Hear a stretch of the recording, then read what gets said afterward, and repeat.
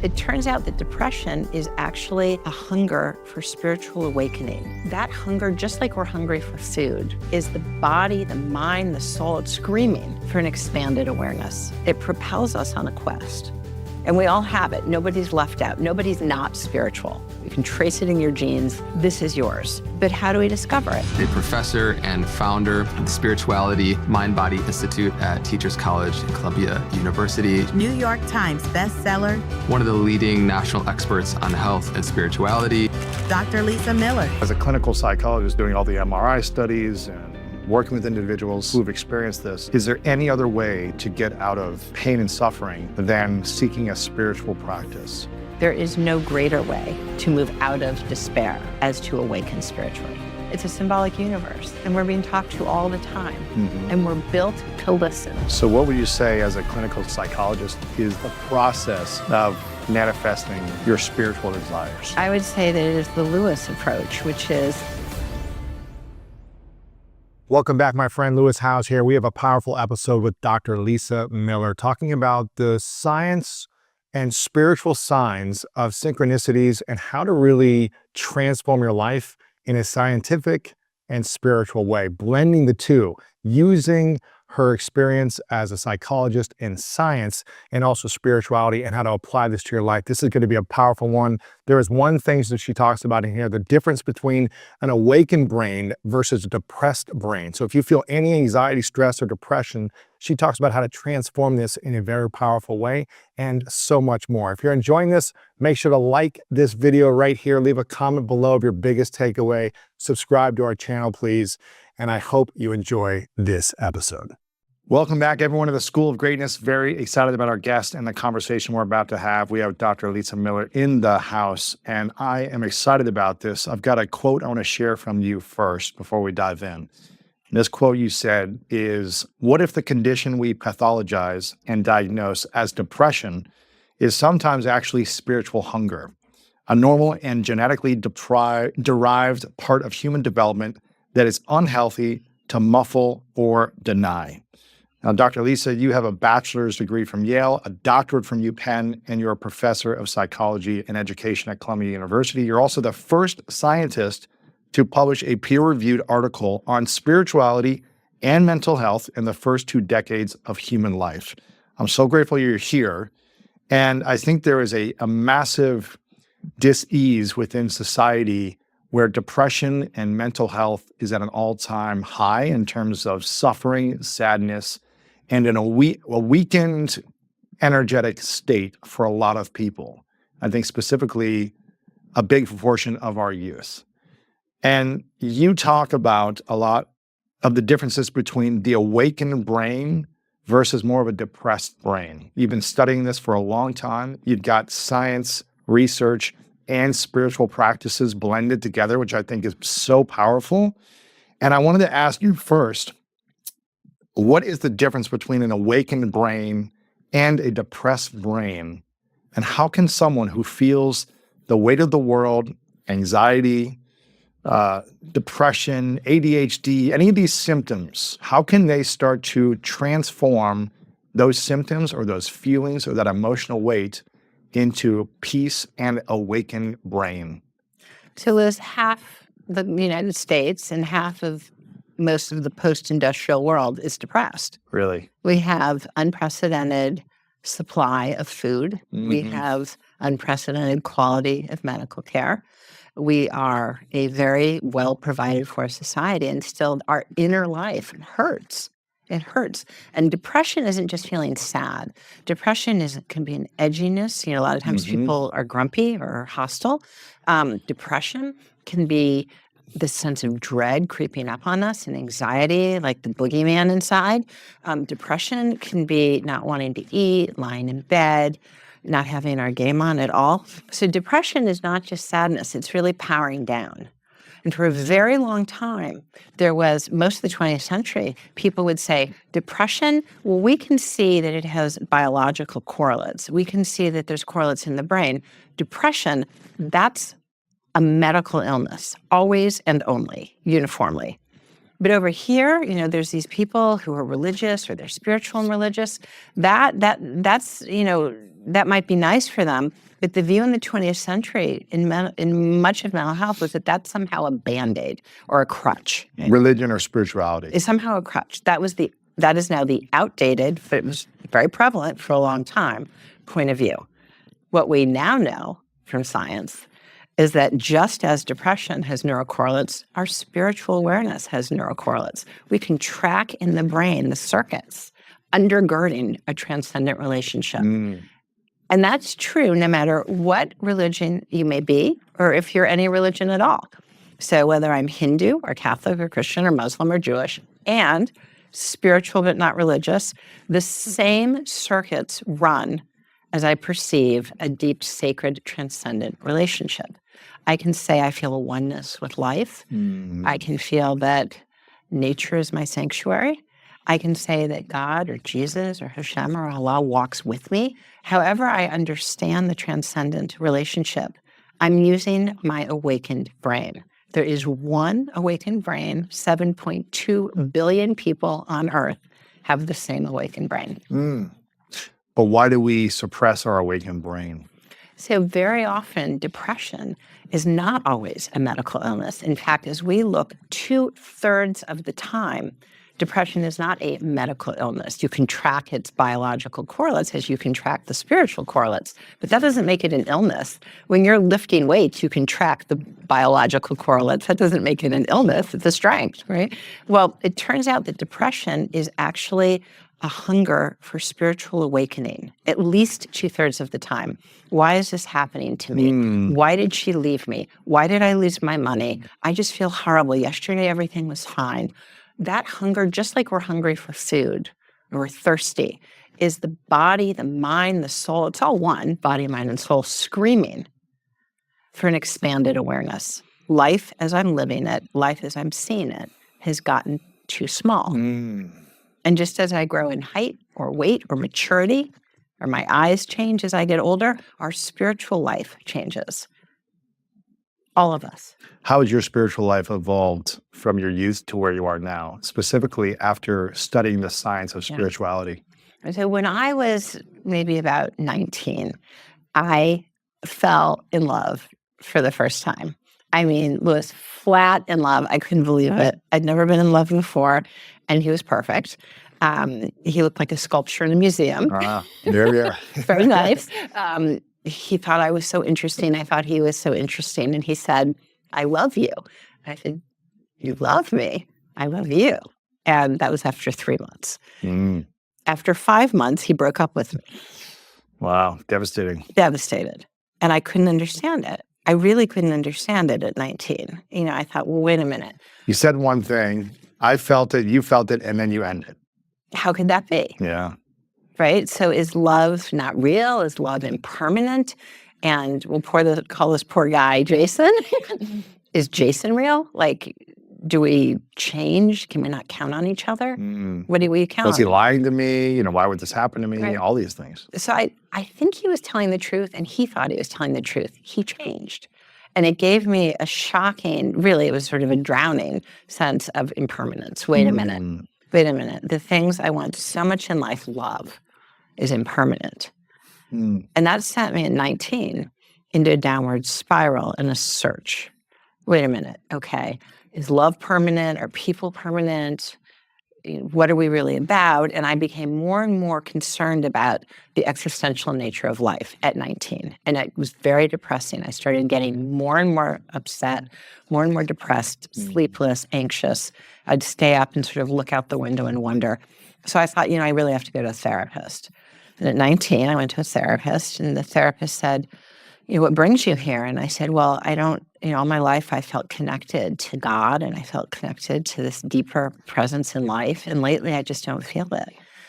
And I, was in love, and love ended, and I just don't know, what's real. What's the point of all this? What's the point of all this? And the therapist said, was your father there for you when you were little? And I thought, you know what? My dad actually was there for me when I was little. This isn't about that. This isn't a story about my early childhood. This is a story about a hunt for what's true. And at least I had the gut instinct to say, new therapist, which is what you should always do if you don't feel at home with your therapist. Interesting. The therapist number 2, from a psychodynamic to a cognitive therapist who works on your thoughts. And there we were, and I said, I just don't know, if there's meaning in life, if there's any value in life. And these, at the time, were viewed as nothing but symptoms, secondary symptoms to a deeper medical depression that a cognitive therapist thinks you can fix by changing your thoughts. And so I said, well, I just don't know if life has worth. I don't know what's real. And she said, you don't know if life has worth. Do you have low self-esteem? And I said, I'm embarrassed to admit I feel just fine about myself. I don't know if life has meaning. It wasn't about myself. Interesting.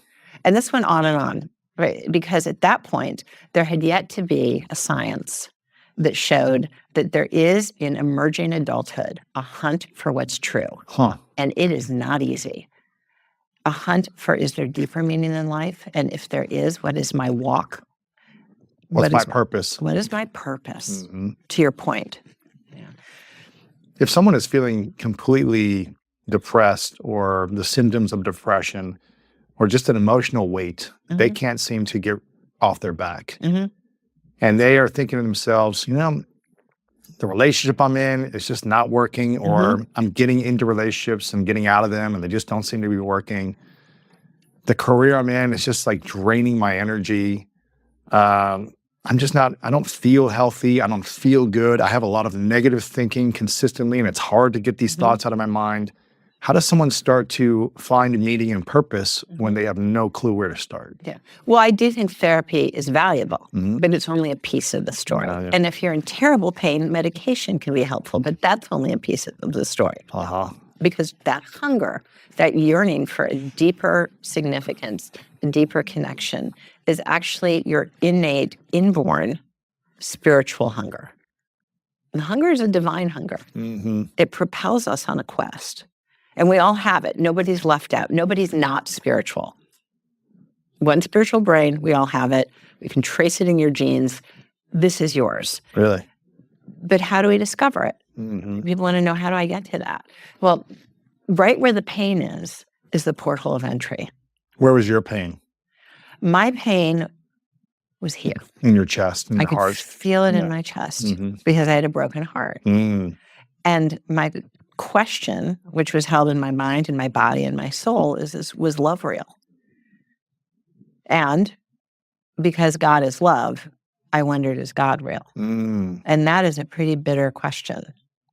Not only do we ask this at 19 or 20, we ask this again at midlife, and we ask this again as elders. There's 3 bridges, and we can't get around it. Really? Because spirituality is inborn. And like any inborn quality, just like we change and look different at 19 and 45 and 85, our spirituality kicks in. Interesting. We cannot get around these questions. And just as there's 3 bridges of beckoning that kicks off with sort of the ignition is actually part of the spiritual process. Wait a minute, yesterday everything was fine, and today I feel somehow caged in. I don't feel at home in my inner being. Right. It's so easy when I don't feel at home in my inner being to say, I don't feel at home. My spouse must not be right for me anymore. I don't feel enough inside myself. My job isn't big enough. I'm not special enough. It's so easy to look outwardly. And in a culture that's just knee-deep in measurement and obsessed with how big and good am I outwardly, sometimes the answer isn't outward. It's a deep-seated being inside ourselves.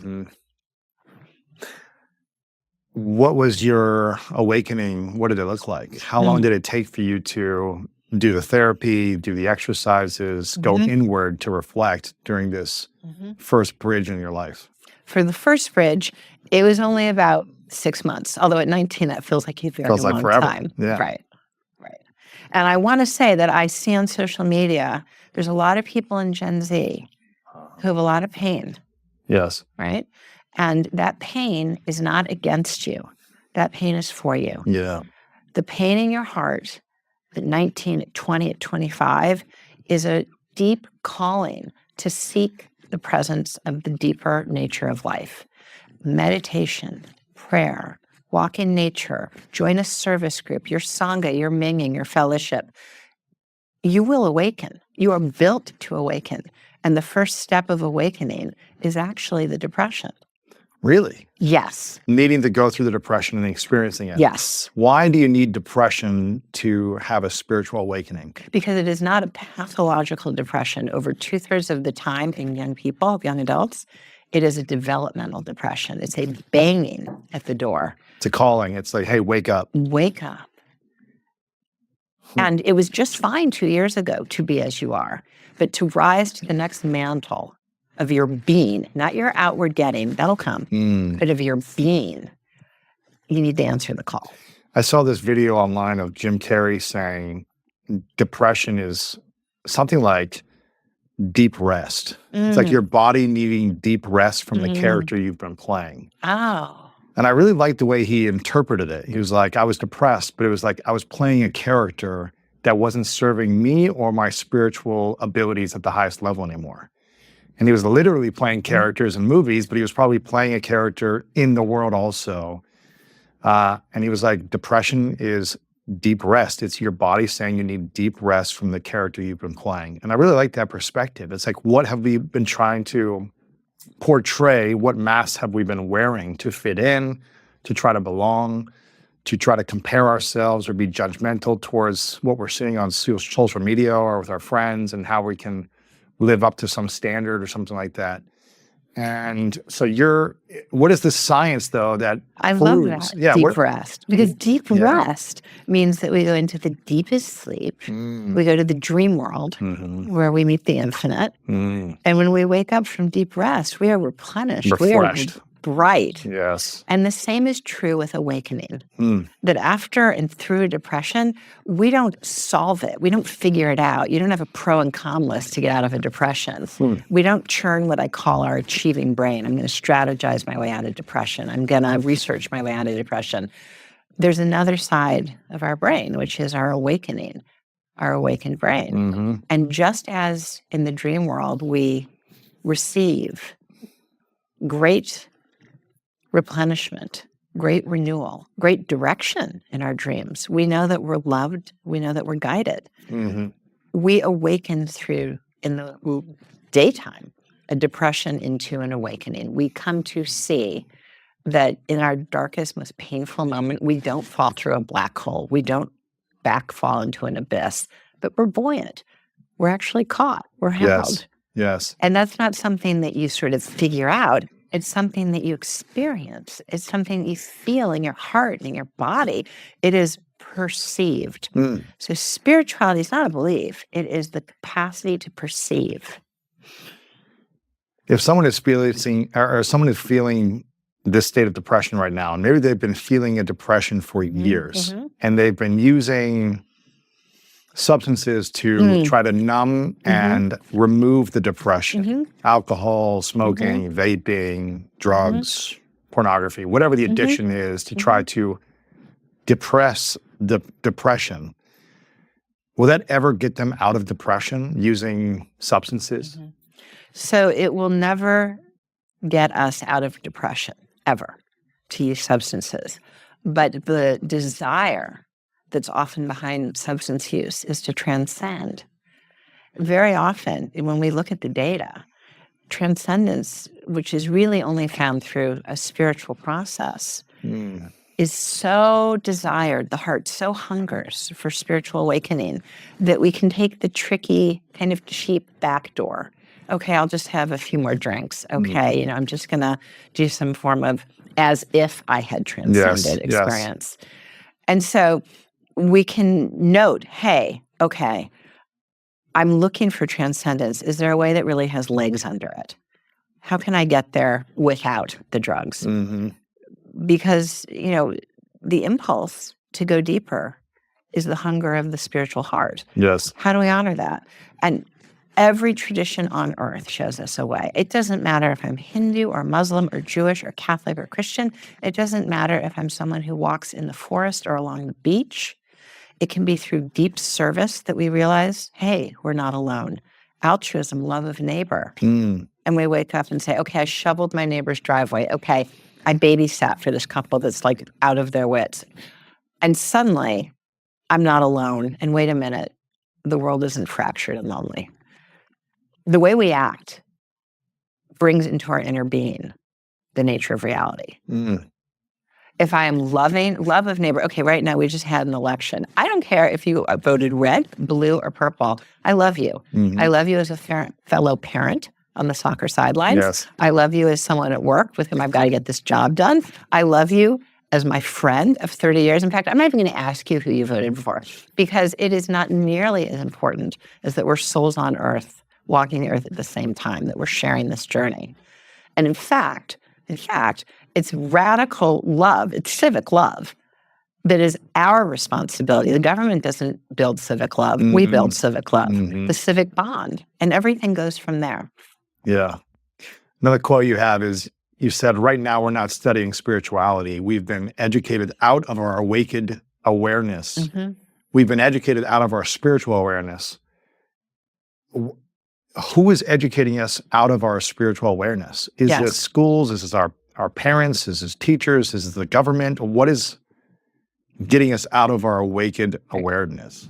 Every single person on earth is born with a capacity for spiritual awareness, but it is 1/3 innate, 2/3 environmentally formed. So our parents and grandparents, the 10,000 exchanges by the locker, if you're part of a faith community, the pastor, priest, imam, rabbi, no matter who it is in the first 2 decades of life, all weigh in to shape our natural spiritual awareness. And as we get older, we pick our environment. We pick if we meditate and awaken. We pick if we pray and connect with our higher power. We choose. It's a choice daily. It is a choice. Handing it over is the way out of addiction. Handing it over is the way out of trauma. But we wait until we tank to hand it over, when in fact we were built from the day we were born to be in a sustained relationship with our higher power. Wow. Why don't we realize that?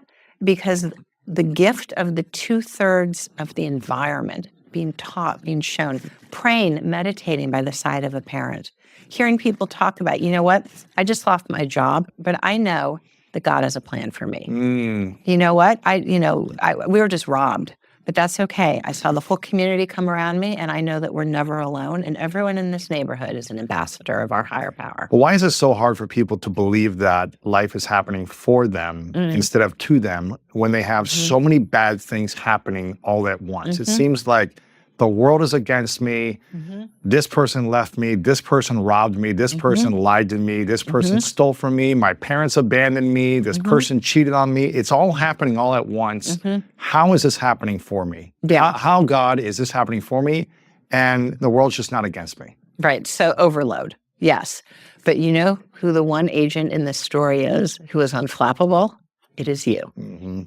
And so you have every choice to be an agent of God. I don't care what is thrown at me. I don't care how much it hurts. I don't care if I'm loved back. I'm going to choose to love. Why? Why? Because it's the path to the deep, most buoyant love that we can feel. That's a choice. When you choose to love, even when everything's against you. Yes. Oh, it's so important, Louis. May I share with you, I had the really life-changing experience to visit His Holiness the Dalai Lama a couple months ago. And I asked him a very metaphysical question that his resident scientist liked. He wasn't interested. Not at all, Dr. Miller. Did you go with Arthur Brooks? It was Arthur Brooks. Yeah, I was meant to go on that trip, but we had other plans, so I'll have to Next time. Next time. Well, so we'll share this forward. The Dalai Lama was not interested in my abstruse metaphysical question. Hey, what was the question you asked the Dalai Lama? The question I asked the Dalai Lama was, is it not the case that all living beings have a transcendent faculty through which they feel the unit of reality? So that the love that's transferred in the mother's milk to the human is the same love experienced by the baby goat or baby calf. And he looked at that and he said, you must love. Do it. Yeah, that's it. That was it. Do it. One message. And then he went on to clarify his singular point, which is love is a practice, love is a choice. So love is not just a feeling, oh, it feels so nice to love. Okay, everyone's forsaken me, I don't feel love, I don't feel God's love. It hurts, that hurt's real. We're not minimizing that, right? But that's not the story of love. Love is a choice, love is a practice. So I've been betrayed. I've been hurt so terribly, and I'm going to choose to love more deeply. Really? Why? Why love deeper when people have hurt you so badly? Because it is the only way to feel the ultimate deep connection with the source of life, who I call God. Use your word, the universe, Jesus, Hashem, your word. But this ultimate connection is the core of who we are. We are built, Lewis, as an open system. We are built, designed in our biology to be in a sustained connection with the deeper force in life. We are built in our biology to be in a lived, daily, transcendent relationship. You can call that anything you want, but it is essential to being whole, to guiding ourselves. We can't navigate this earth as command control, as if we're the agent of all choice and power, the anthropocentric view. That is the source of pain. We don't control everything. How much do we control? When we do a good job and we research and strategize, somewhere between 2 and 5%. Wow. 95%, the most important things in our lives, how do they come? So to really have a bigger life, to really be successful, is to be in dialogue with the source of life. And Lewis, you live this way. Yes. How did you find the true love of your life? Did you do a pro and con list, or did a dialogue with the universe bring her? Yeah, I mean, I was telling you before, just being in a state of a journey of healing so that I could first become peace myself and become open to possibilities and synchronicities. And being committed to the journey of healing was what I think allowed me to see Martha in front of me and say, wow, this is something that is starting from a spiritual connection rather than a sexual connection. And I was like, oh, that's interesting. That's different. I've never looked at this way in a relationship, starting a relationship. And making it a commitment to myself on a daily basis when I connected with her to say, how can we make this spiritual and not sexual? Which was kind of the opposite of what I'd done in every relationship before, which was like, I'm sexually attracted, let's have fun, whatever, and then think about the spirituality later. And there was always some out of alignment. It was like a forced energy. And this just felt it just felt aligned. It felt harmonious. It felt more peaceful.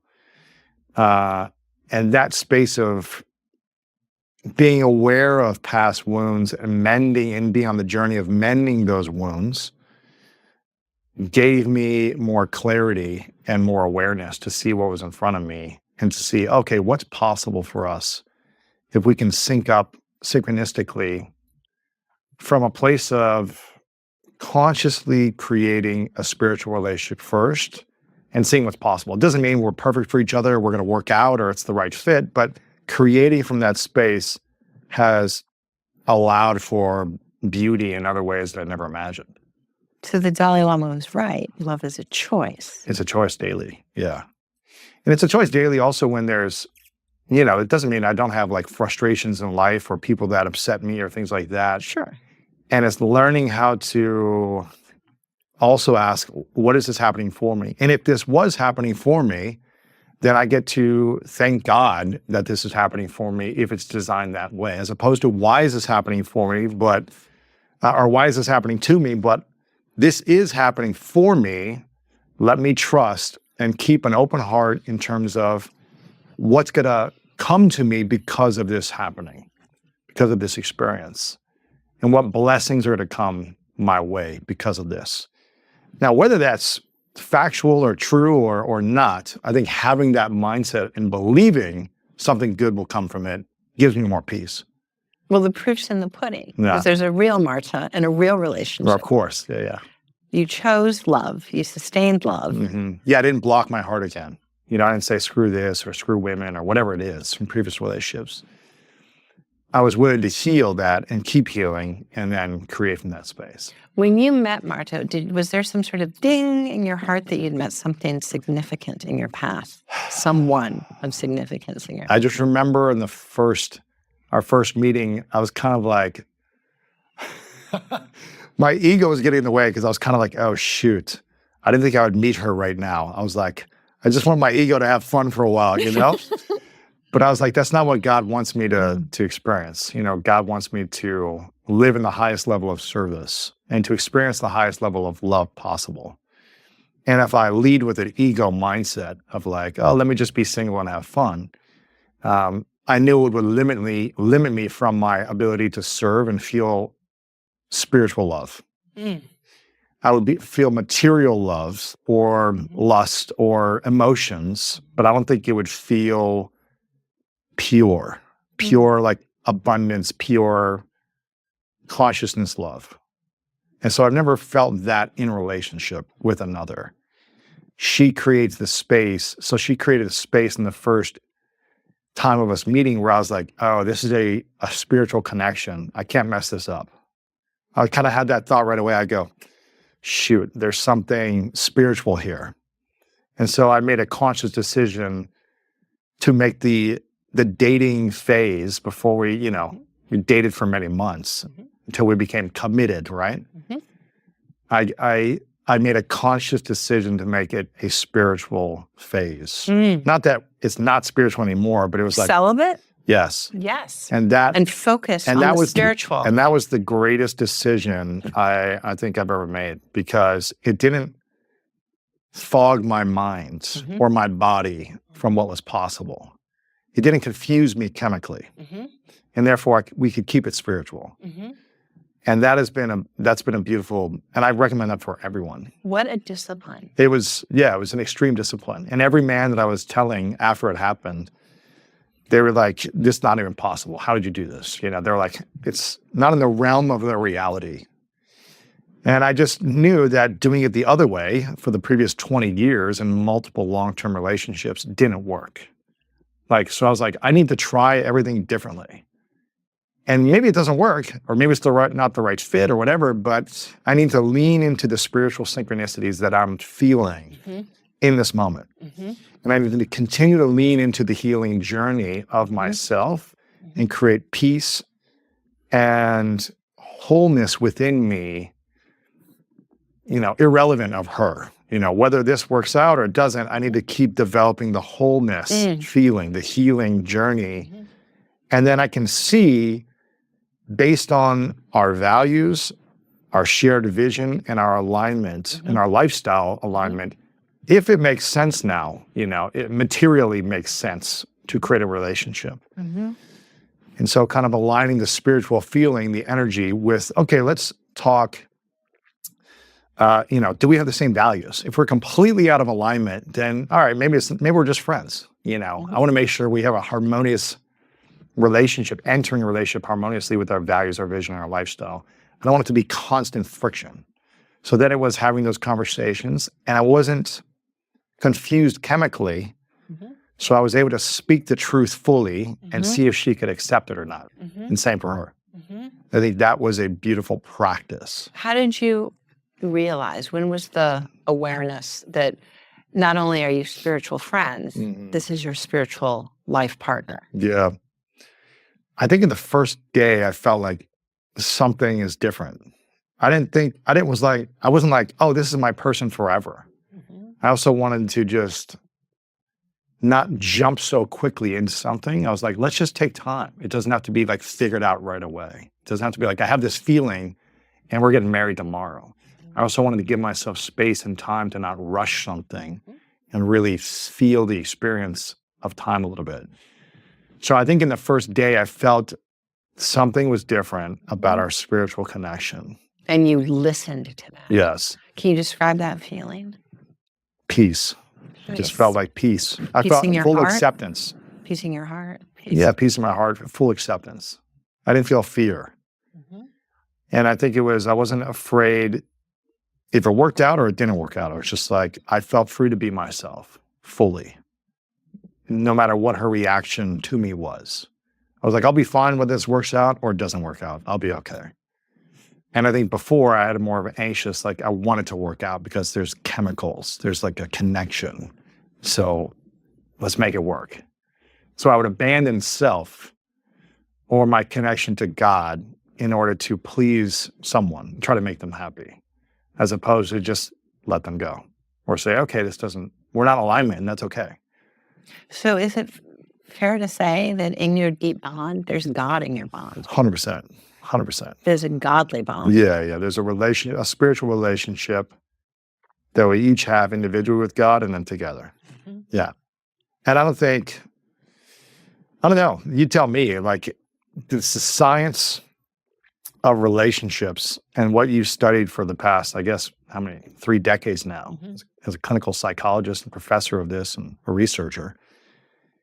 Do you see people having a healthy, loving, peaceful relationship with a lack of spiritual connection, with a lack of God? Is that possible to have a long-term healthy relationship? As a psychologist, have you seen that?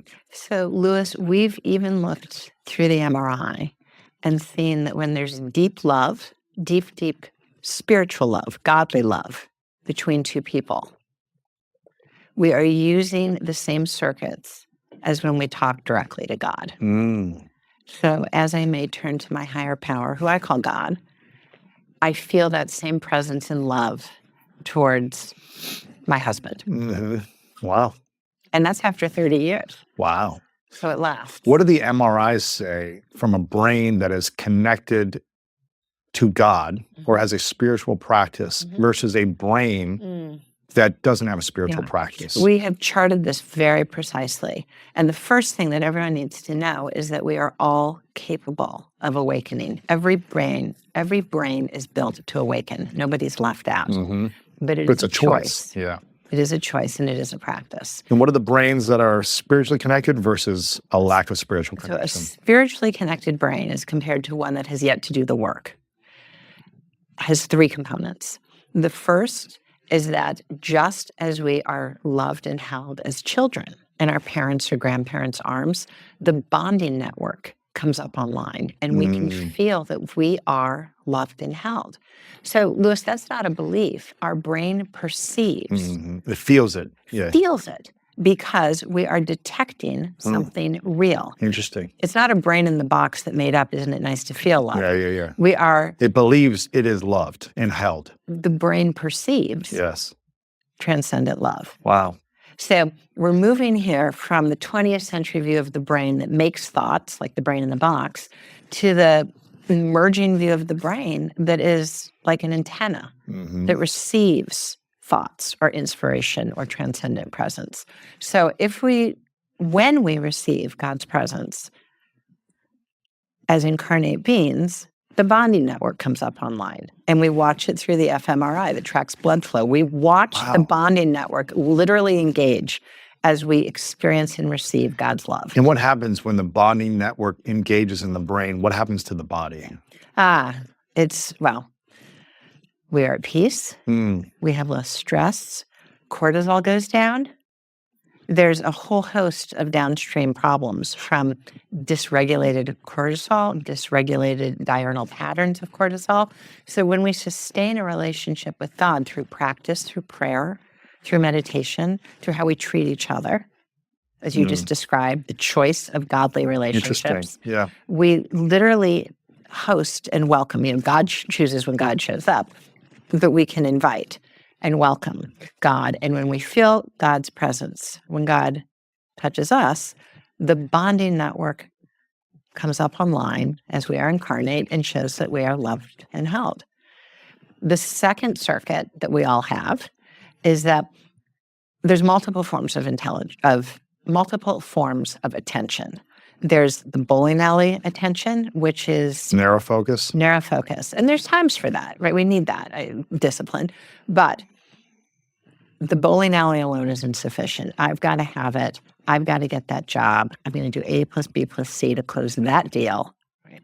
That is not an accurate map onto the structure of reality, because life is full of surprises and hard left turns.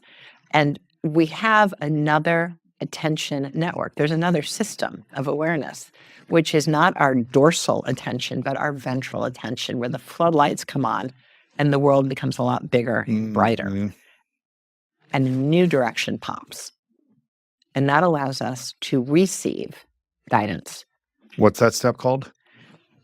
So we are loved and held, as we all have a bonding network, and we are guided. We are built to receive divine guidance.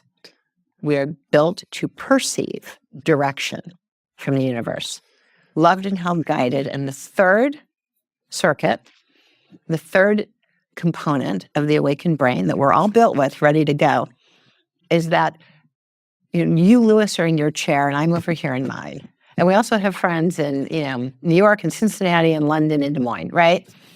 We are separate beings. And at the same time, we're part of this great oneness. Yes. The brain is built to receive and perceive separateness and oneness. Wow. The parietal region puts in and out hard boundaries. As blood flows through the parietal region, we see that, okay, I have my zipped up bio body suit, and we're all wonderfully diverse, and we live in different chairs. And at the same time, we're part of one family of life. We're part of one unit of consciousness. That capacity allows us to know we're never alone. So is that oneness, or what is that? That is the oneness. So if you add up all three circuits that run together, they don't run separately, we are loved and held, we are guided, and we are never alone. That awakened brain is yours. It is there for everyone. So everyone has that in us, but we need to be practicing and believing it in order to experience it. Yes. What happens if we don't practice and believe that we are loved and held, we are guided, and we are all one? We are never alone. What happens to us? We feel unloved. We feel lost. Wow. And we feel completely, painfully lonely. And that excruciating pain is a big bang at the door. It's an invitation to start to practice awakening, to start to use your awakened brain. And as a clinical psychologist doing this research for a long time and doing all the MRI studies and working with individuals who have experienced this, is there any other way to get out of pain and suffering than seeking a spiritual practice? There is no greater way. There is no profound and robust and enduring a way to move out of despair as to awaken spiritually. But you're a psychologist. Aren't there medicines that people can take that are going to fix them or solve them? Aren't there drugs that people should be doing? And isn't this clinically proven that if you're depressed and you have mental health diseases, that the medicine will set you free? Isn't that why we have medication? So medication, I'm not against medication. If you're in terrible pain and it's urgent and you need it now, do whatever it takes to keep yourself buoyant. Yes. But that said, when we take away the medication, the majority of the time, the pain comes back, as does the deep existential feeling of unlovedness, of isolation, of being lost. Why is that? Because we have yet to engage our awakened awareness. We have yet to engage our spiritual capacity. We have a donut-sized hole because we haven't deployed this gift we're all given. Wow. What's the gift that we're all given that most of us never use? We have within every brain the neuro foundation for a relationship with God. We have within every human being the inborn capacity, actually the inborn imperative, to be in relationship with our higher power. But why do so many of us reject God or a relationship with a higher power? Well, it's very easy to feel isolated, to feel lost, because the rich two-thirds embrace the socialization of our natural spirituality. Our environment, our culture is pretty silent. What we consume, what we're putting in our physical space, the people in our environment, the conversations that we're hearing, listening to, and having, all that stuff, right? And yet we can choose to cultivate every single thing you've said. So 40 years ago in the United States, there was a decision made. It was made with a good intention to be inclusive, which was to throw all religion out of the public square. And you may remember, take down the Christmas tree, take down the Hanukkah menorah. We're not talking about religion. It's offensive. Yeah, it's all offensive. Someone's going to be left out. And the intention was good, which was to be inclusive. But it actually was radically exclusive. Everyone was left out. Wow. And we had an ice age, 40 years of an ice age, where people don't talk about spiritual and religious life at work, at school, at a cocktail party, at a dinner party. To not be offensive or feeling exclusive if they don't have the similar belief. Is that right? Yes. Okay. If they have a different belief, we don't want to force something on them or talk about it if they feel uncomfortable or Yes, whatever, right? But society now has grown up, and we've become much more pluralistic. We can comfortably talk about different genders and race and orientation as part of the fabric of our culture.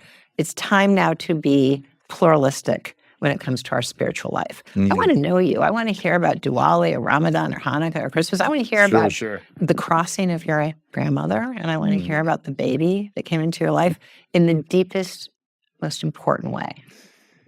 Something you said in one of your books called The Spiritual Child, I believe this one is. It talks about that you talk about the next big idea in psychology, which is the science and the power of spirituality. And you explain the clear scientific link between spirituality and health, and shows that children who have a positive, active relationship to spirituality are 40% less likely to use and abuse substances, are 60% less likely to be depressed as teenagers, are 80% less likely to have dangerous or unprotected sex, and have significantly more positive markers for thriving, including an increased sense of meaning and purpose and high levels of academic success. Why do kids lack spiritual connection in a spiritual relationship today? Is it parents aren't willing to encourage their kids? Do the parents not have the spiritual relationship? Why do you think that is in kids today? The most important gift we give our children is a strong spiritual core. In fact, I would even go so far to say there is nothing that a parent needs to do more than strengthen their child's natural spiritual awareness. How do I do that? Every parent wants to know. Okay, look at those statistics. Your child will be less at risk for addiction, depression. In this epidemic, 82% protected against suicide when spiritual life is shared. Suicide is tragically the #1 killer of high school students. Oh, really? It's come to rival auto accidents. So it's not cancer or COVID by our own hand. And yet we have the antidote. I mean, Lewis, if I said, here's a pill, and you can give this pill to every high school student in the United States, and they are 4/5 protected against the epidemic of suicide, what school wouldn't give that out every day at lunch? What parent wouldn't give that to their child? And yet we have the antidote in us already. And it's the realization of how we are built to be in a sustained connection to God, our higher power. Why is this not happening? Why is this not happening? Well, I think you hit the nail on the head. Parents don't know how, and they don't know if they're spiritual enough. So I went on the road. I thought it was going to be 3 weeks. It was 3 years with my first book, The Spiritual Child. And parents would raise their hand and they'd ask questions. How do I help my child be more spiritual? What is spirituality? But when parents started to cry was when they said, am I spiritual? So people don't know if, as a mother, as a father, I'm spiritual enough. And the answer is, you don't need to be, because your child is spiritual. And all you need to do is listen and be totally in awe of your child.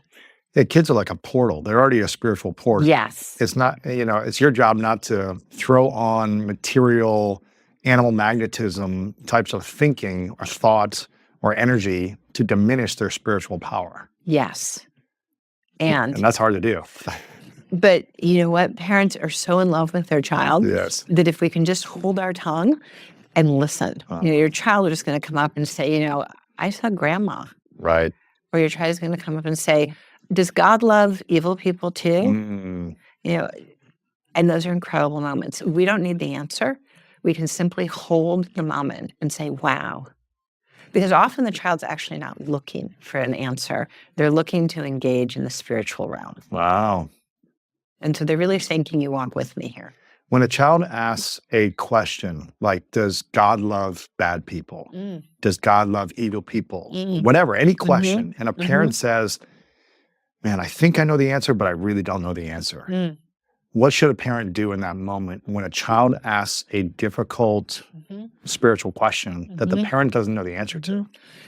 The child's question is an opening for the child to learn to listen to their own heart. So we can say, deep in your inner wisdom, what does your heart say? Or we can say, do you want to sit with me now in meditation or prayer and see what comes to you as the answer to that? Interesting. Teach the child to receive their own spiritual answers. I can tell you a story about that. I adopted my son from an orphanage north of St. Petersburg, Russia. The most delicious little boy on earth. Madly in love with this little boy. How old was he? He was 10 months when he came home. Wow. I knew right away that this sort of, secular materialist culture was going to tell him a big story about not having been wanted, and why did that mother leave you? And so I was going to get ahead of this. And the way I was going to get ahead of this with my husband and I together was by talking about our authentic spiritual journey to finding Isaiah. So from day one, we said, we had really been 5 years, Liz. We prayed hard for 5 years before we found Isaiah. And so from day one, Isaiah was a little 10-month boy, used to hearing Russian. And we said, Isaiah, Mommy and Daddy, we prayed for Isaiah. And Grandma prayed for Isaiah. And Grandpa prayed for Isaiah. And everybody prayed for Isaiah because Mommy and Daddy had been crying for you. And then one day, we heard they'd found Isaiah. And we took little baby, a plane, to a train, to an automobile, kids love transportation. Wow. Yeah. Ran up the hill, and there was Isaiah. And we'd throw him in the air, and we'd celebrate the Finding Isaiah story. And that's, when he was 1, 2, somewhere around 4, he got a little older, and they like symbolic stories. So here was little Isaiah. He loved to play in our backyard by a little creek, a river. And we'd point at the river, we'd squish his toes, and we'd say, Isaiah, you see this river here? You came down this river. You were our baby Moses. Wow. And he'd say, I'm baby Moses. So that's right, Isaiah. You came down. God sent you to us. So this was the story of finding Isaiah for a 4-year-old. And we always told Isaiah the spiritual story of finding Isaiah. So sure enough, Lewis, now he's 8. Driving my SUV, everything in parenting happens from the second row. Sure. Yeah. His best friend Johnny's back there. Mommy, Johnny says, my name is not Miller. You are not my mother. And I am not Jewish. Wow. And I took a big breath. The day had come. He knew the original story, the story before the story. Right. Yeah. And sure enough, that's right. He was prepared. And I held my tongue, prayed, and Isaiah whips around, turns to Johnny and says, I'm baby Moses. And Johnny said, what? And he said, no, I'm baby Moses. And pretty soon, Isaiah realized that Johnny just didn't understand, but that he was baby Moses. Mommy, this time we're desperate, we're agitated. Mommy, Johnny says, what about the woman who gave me up? The story I'd always knew was coming. Yes. 10 years before, I expected it. Yeah. But there it was. Again, I held my breath, said a prayer, and from the second row, I know.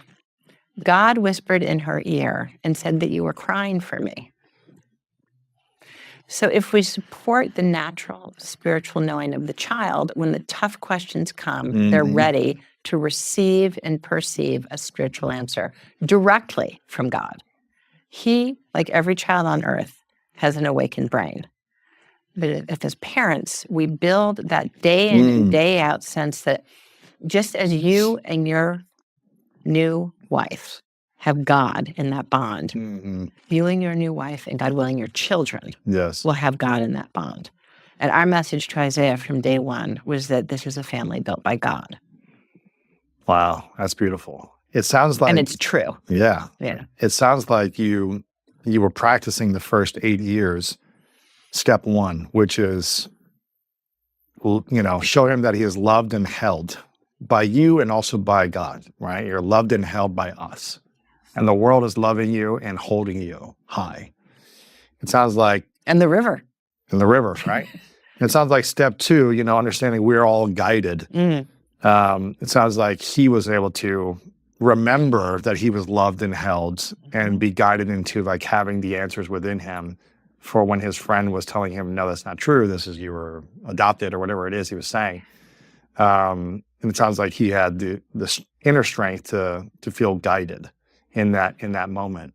And I'm curious, what have you learned as a psychologist about the science and spirituality of synchronicities, of knowing that we are guided and how to really have our antenna up and awareness up so that we can receive signals, signs, and the synchronicities of life to know where to move our energy toward to create more opportunities, abundance with our purpose.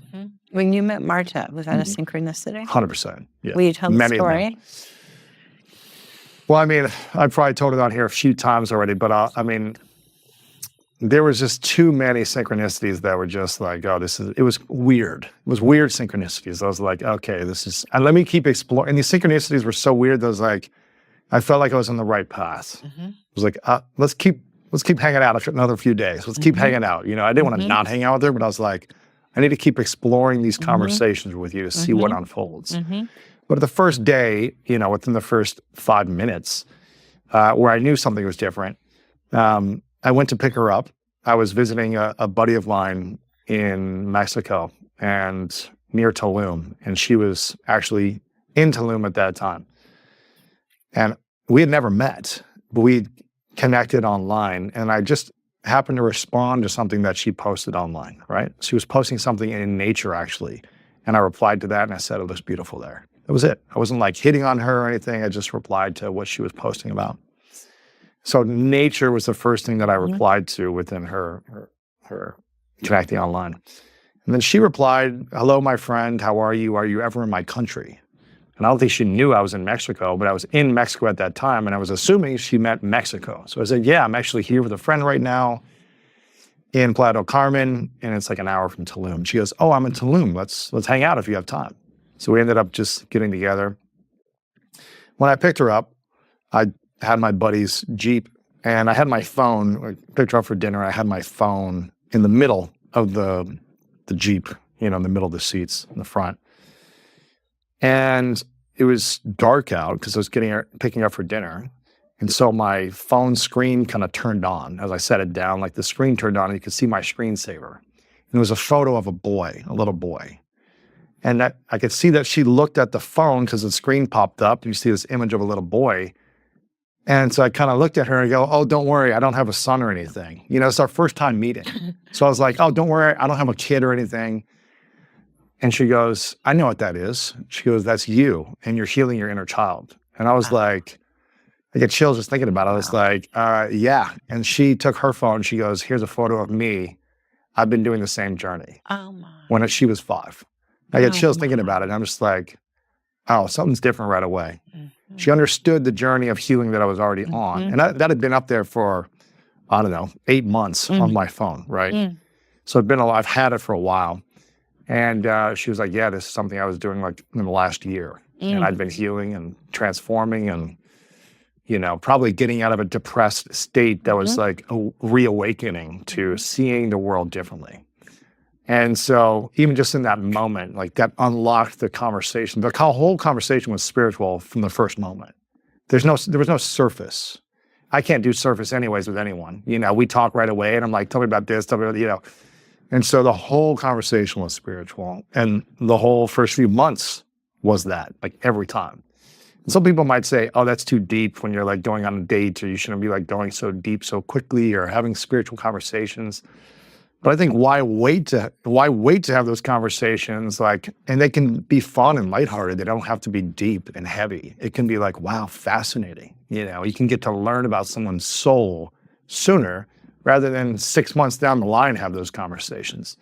So for me, that was a synchronicity that said, oh, hang out again. And every time we hung out, there was just things like that just kept happening. That was like, oh, there's some force that's more powerful pulling us to keep exploring. And I think I allowed myself to be open and stay in it without rushing to, this is the person I'm meant to be with forever because of one synchronicity. And I think I wanted to continue to not rush a lot of things, but just dive deeper spiritually, which created safety. It created a sense of safety and feeling at home within me and her feeling at home within her. So it made us feel more at home together. Like that was a powerful, again, I wish I would have learned this, 20 years ago, but it happened at the right time. So, and I needed the painful moments, I think, to awaken to where I'm at today. It's a magnificent love story. Yeah. Yeah, it's beautiful. Yeah. And the deep question is, what is life showing me now? What Exactly. is God revealing to me now? What has my higher power just put in my path? Yeah, and understand if we believe that we are guided, that's what I was like doing. I go, okay, God, just show me the way. Let me just explore this a little more. Let's go hang out another day. Let's have more conversation. Let's just be guided into the possibility. Whether it works out or not, I'm just going to lean into this without rushing to conclusions. So what did you then learn from the research of the science of synchronicities and spirituality together? The more we pay attention to synchronicity, the more we are able to perceive synchronicity. And on the one hand, it's because we strengthen our eye. We know, yes, this is real. We take it to heart. We think about and reflect on what it might mean, and then we act on it. You chose to go another day, to both of you, to look at this more deeply, to walk a little further. But that only happened because you said, wow, this is way too unprobabilistic to have happened by chance. This touches my heart in a deeper way. This has that type of high pixel hit that has information that's yet to unfold before me. Yeah, it's more 5D energy versus 3D energy. Yes. And you knew it. Of course. So say yes to it. And we all have this capacity. Say yes to it. This is real. Reflect what it might mean, and then act on it.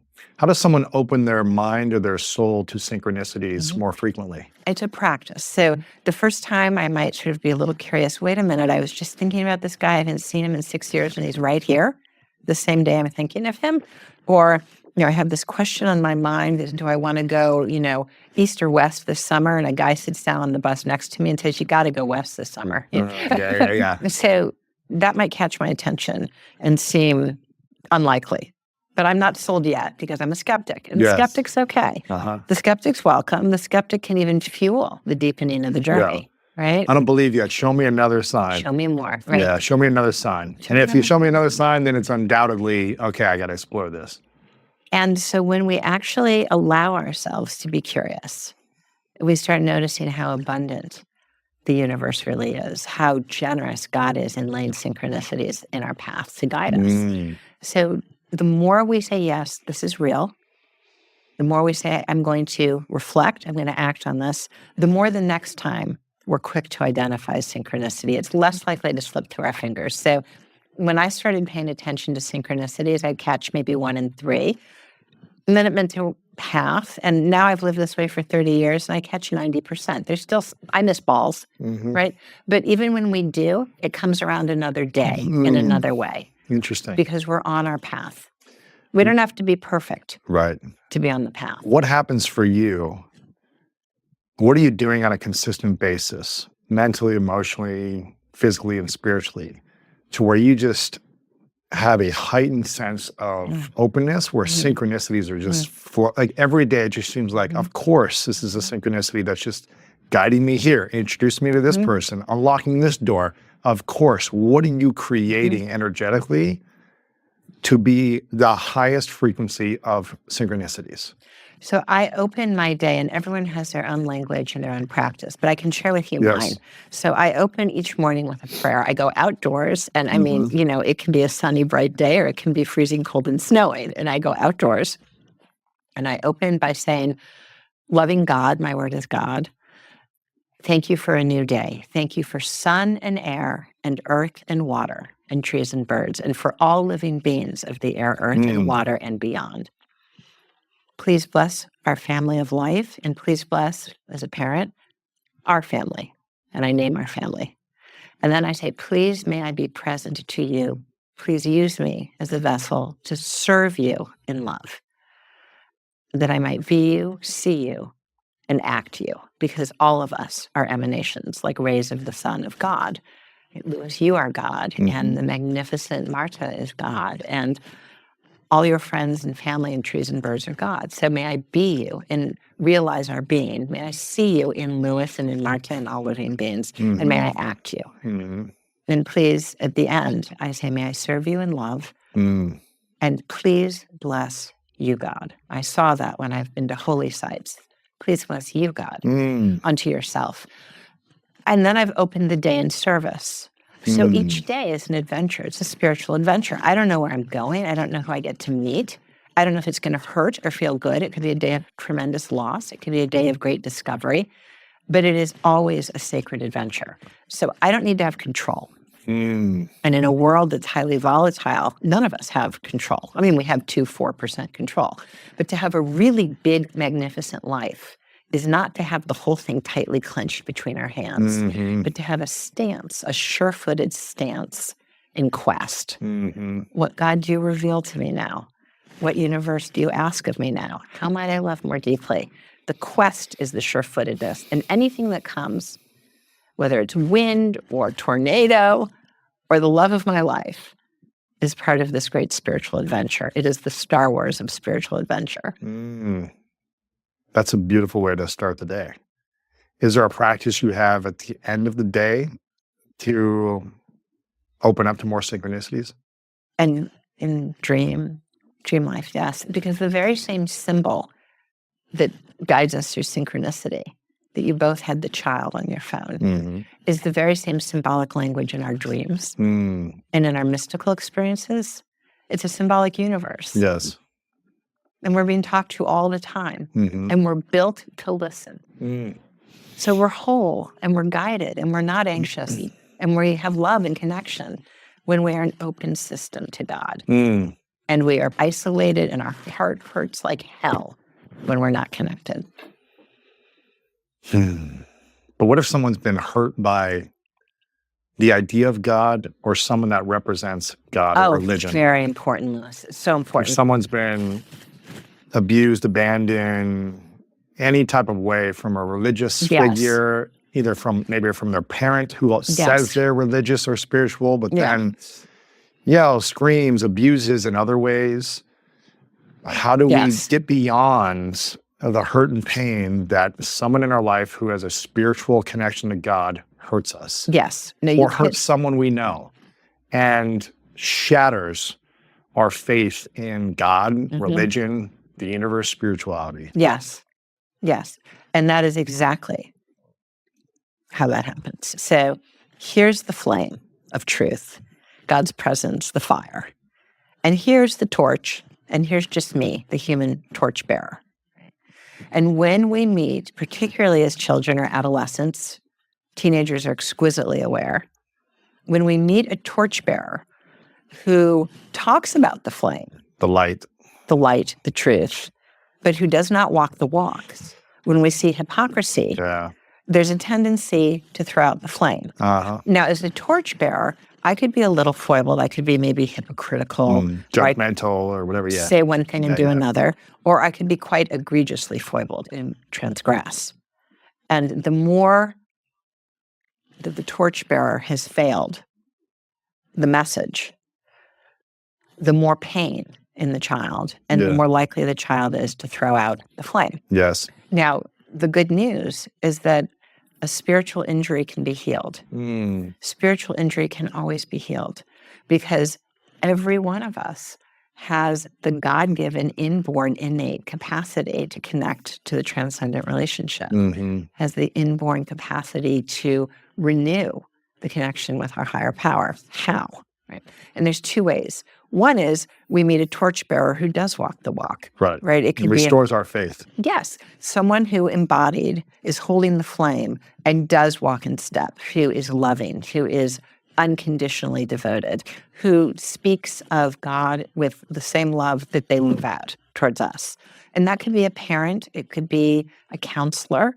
It could be a coach. It could be anyone. Right. The second way is that we can invite one another to have a direct connection to the flame.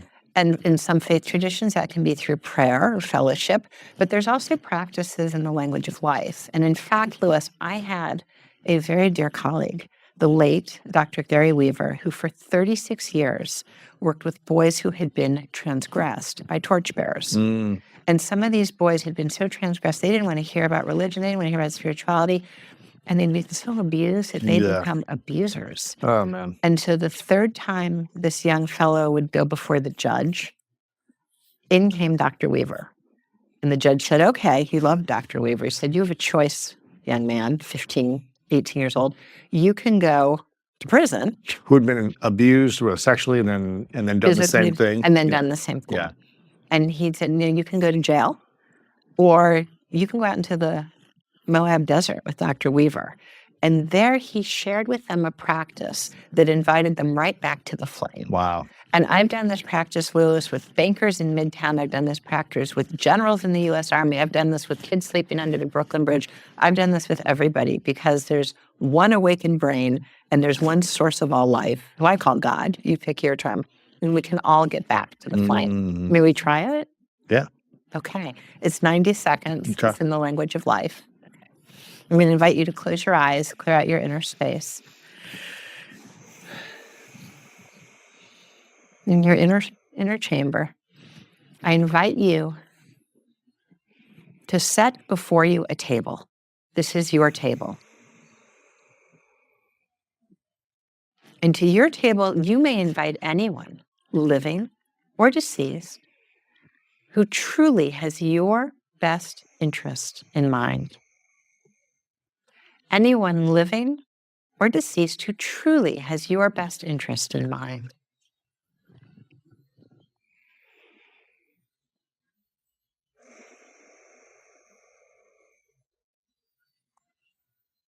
And with them all sitting there, ask them if they love you.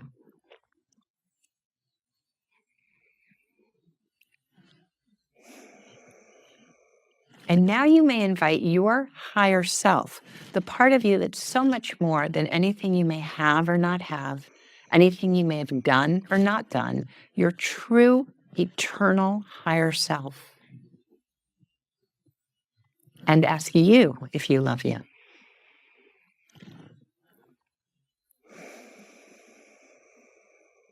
Now, finally, you may invite your higher power. Whatever your word, however you know your higher power.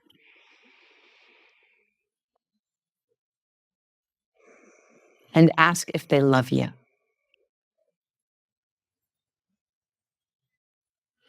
And now with all of those people sitting there right now, what do they need to share? What do they need to show you now? What do you need to know?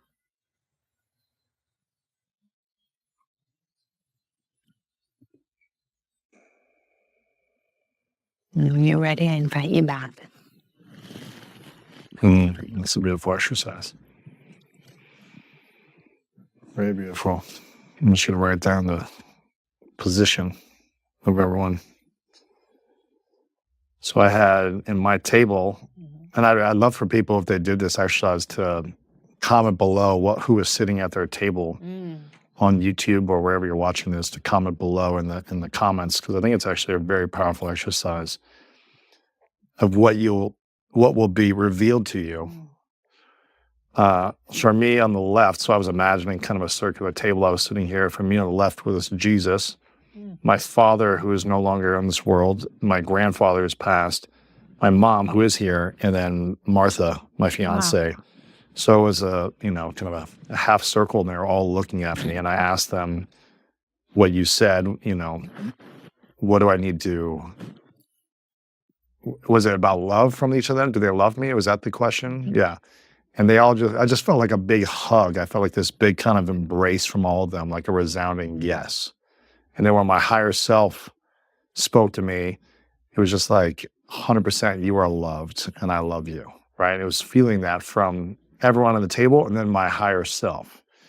And then when I asked God, or what God and all of them were kind of like speaking to me, what I needed to hear was forgive greater, love deeper, and serve more.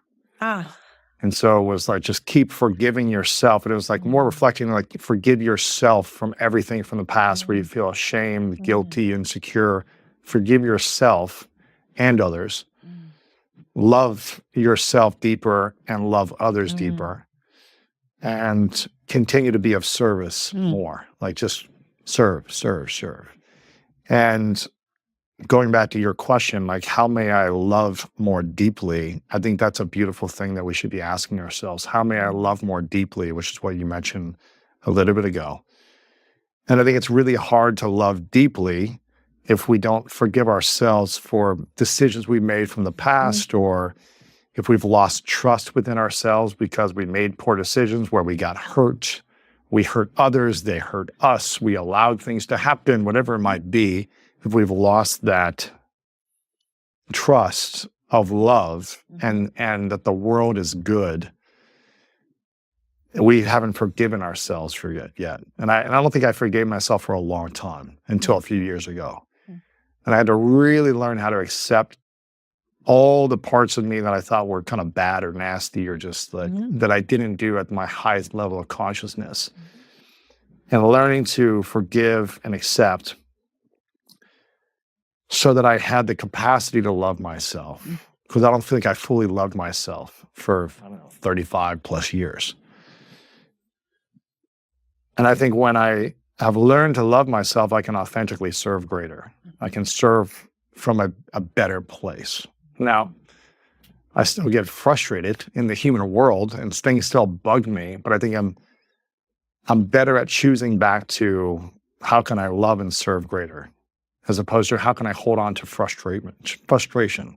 Because I know that anger or frustration, although maybe it's good to release it, isn't good to stay in it for too long.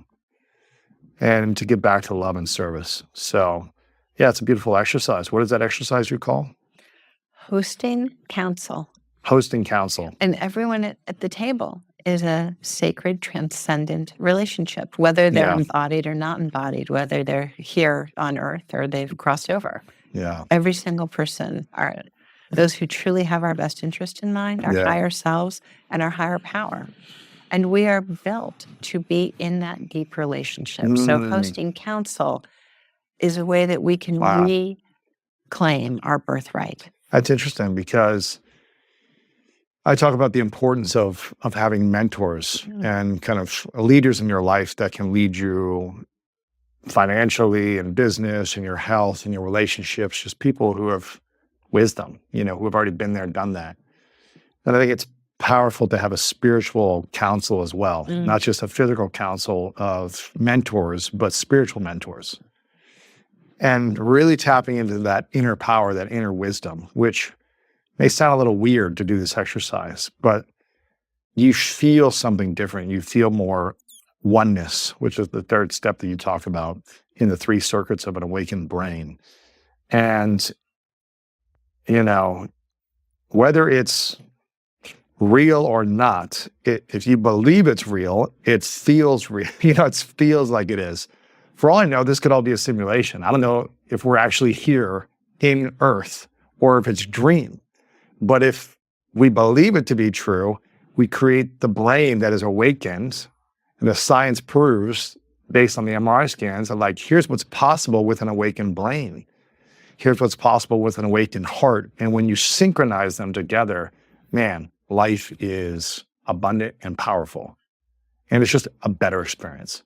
Do you want to have a beautiful experience or a suffering experience? And the proof's in the pudding, because who comes around the corner but Marta? Exactly. Yeah. So the question ultimately is answered by our lived walk. When we actually awaken and we perceive that we're loved, held, guided, and part of the great oneness, never alone.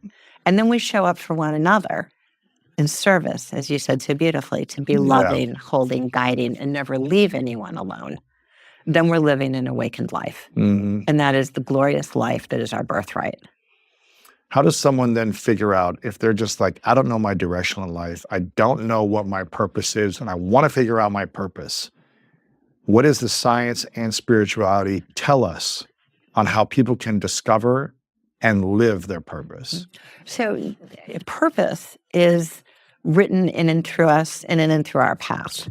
It's not something that we need to develop on a 8-point list, but it's something that we can discover. Louis, may we do one more practice? Sure. Okay. This practice I call the road of life. Okay. I'm going to invite you to close your eyes. Okay. Do 5 breaths.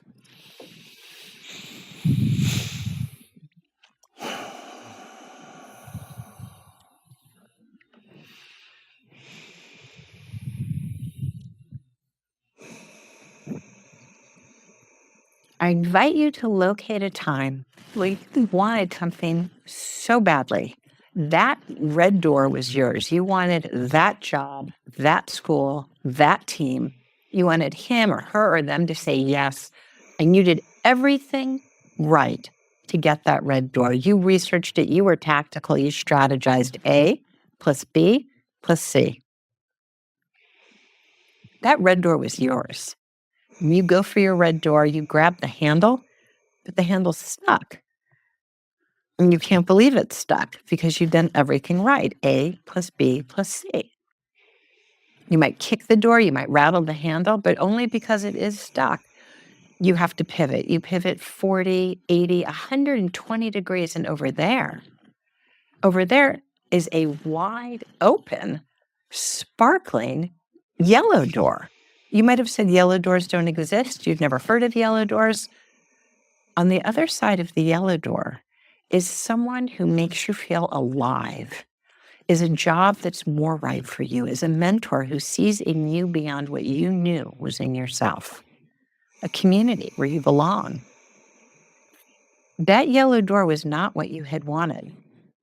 It was better, and better for you. And as you sit back now and you think of the stuck red door and the hairpin turn that took you to the wide open yellow door that has everything to do with who you are and where you are today. Was there anyone at that hairpin turn who maybe told you a story? You could have met them for 2 minutes at a party or in a coffee shop.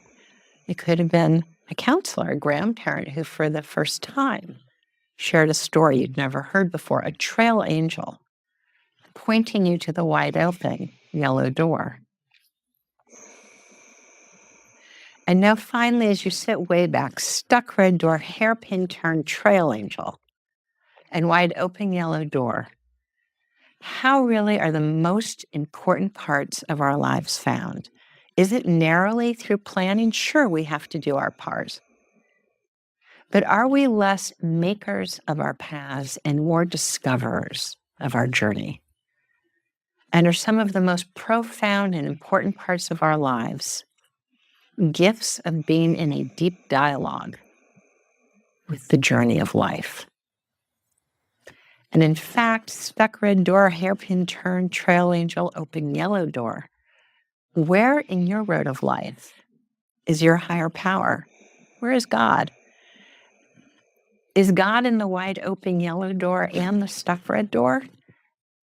Is God in the trail angel and in your openness to be in dialogue with the deep sacred force in us, through us, and around us?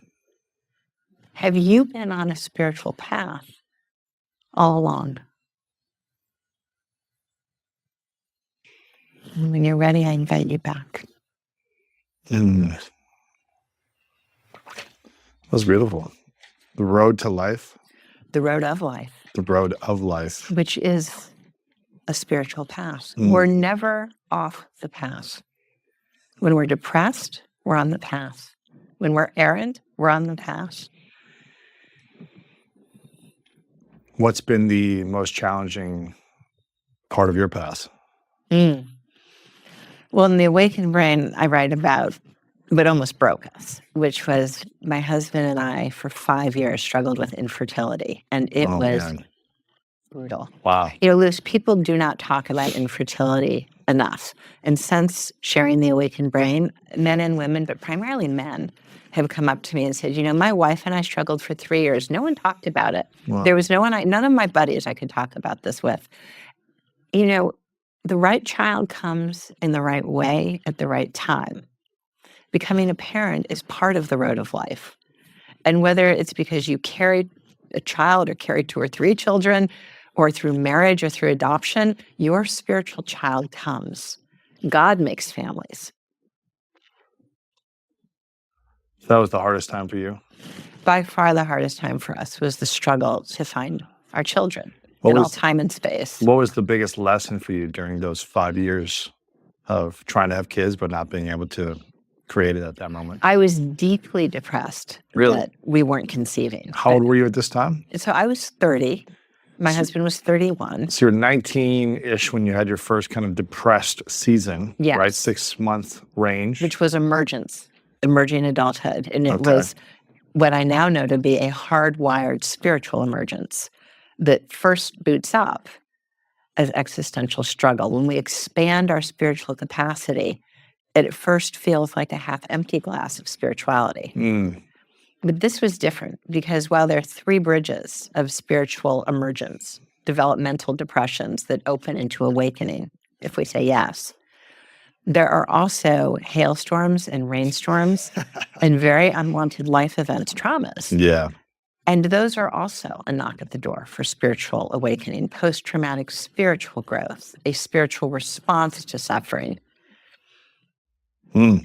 So my greatest discovery through our struggle of 5 years to find our family was that depression was the prison house of my ego, Wow.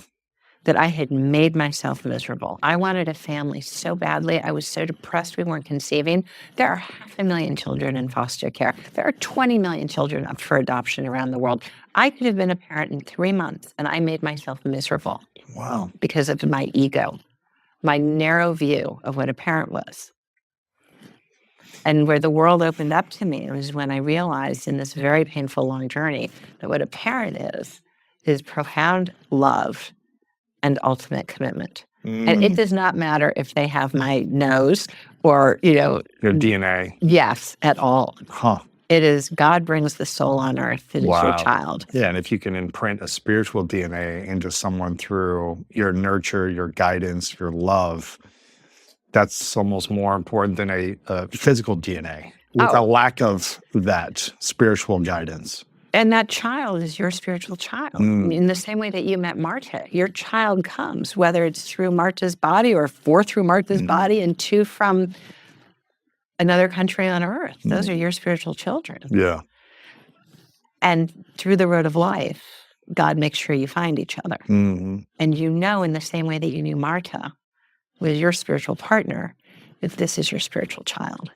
If you had you at 30, or from 30 to 35, when Yes. you were in this depressed season of life Yes. and allowing your ego to trap you in this prison of depression Yes. and choosing that, Yes. what would you tell your younger self? Maybe you wouldn't have listened, but what would you told your younger self on how to set you free from that prison of ego? Be up for this grand adventure. Open your eyes to the guidance. Mm-hmm. Now, as it turns out, God is good and the universe is abundant, and the synchronicities come back and the road of life rises up to meet us. So it took me 5 years. It could have taken me 10. If I'd been a quicker study, I could have done it in 2. Yeah. It's a dialogue. It's not a race. And this, in the spiritual path, is where we go from the measurement of the human to the witness of the awesome dialogue. Mm-hmm. Were you a clinical psychologist at this point? Oh, I was, yes. So as a, psychologist, scientist, researcher, Yeah. were you not able to see the practices that were also able to support you at that time? Or were you just too much in your own way? Oh, so at the time that my husband and I were struggling with yearning for children and this sort of dogging, unexplained infertility, which I now know is a spiritual impasse, there was nothing in mainstream psychotherapy that was remotely helpful to us. Really? There was not one shred within Wow. mainstream psychotherapy, psychiatry, nothing was there because we were having an ego death. It would just be, here, medicate yourself, right? Or talk about your feelings of longing for a child or, But it wasn't going away. yes, The more because, you talked about it, you still had it. and there wasn't an answer. There wasn't a solution. Right. So what do we do when there's not a solution yet in the material world to our physical problems or pain? Because I was stuck, Lewis, in asking over and over, why am I not getting what I want? How can I research this more assiduously to get what I want? What strategy, what tactic? I'm going to bang that red door till I knock it down. And finally, I got the picture. Wait a minute. Maybe I could stop asking, what do I want and how am I going to get it? And instead say, what is life showing me now? What is life revealing to me now? Oh, man. Might there be a yellow door out there that's not what I wanted, but better? Right. And as it turned out, we found the most beautiful boy on the other side of the world who awakened my spiritual heart. Wow. The second I saw his video, I became a parent. I had this soaring love like I'd never felt before. I loved this little boy. And Lewis, that night, we conceived his sister naturally. Come on. After 5 years. No way. Really? Because I had become a spiritual parent. Gosh, that is a synchronicity. That's crazy. Isaiah awakened my heart. Wow. And then I joined this infinite field of love, and Leah entered. Oh, my gosh. So 5 years of trying. 5 years of IVFs. We went to the team that invented IVF. Oh, my gosh. It was a non-biological problem. It was a spiritual test. In our case. In our case. Because you tried everything. Physically, medically. Oh, everything. The best naturally, injections, all of it. Oh, I mean, IVF and the whole bit. Over and over. 5 years. IVF. And Lewis, it was a spiritual test. I believe it. Well, I believe it. Because the day I fell in love with Isaiah, after 5 years, we conceived Leah. That is insane. I mean, insane in a great way. But that's a powerful lesson. What an amazing timing of it. They're spiritual twins. And they love each other. That's amazing. And I share in the Awakened Brain, there were some synchronicities. Of course. There were also some mystical experiences. I believe it. I had, one night I woke up out of the blue. Lewis, my husband, was so depressed that he would lie on the floor. Oh, man. I mean, he was so depressed. So we had the jobs we wanted, we had the house we wanted, we loved our friends. And there was the biggest hole in our heart. Oh. And my husband, 32, would lie on the ground.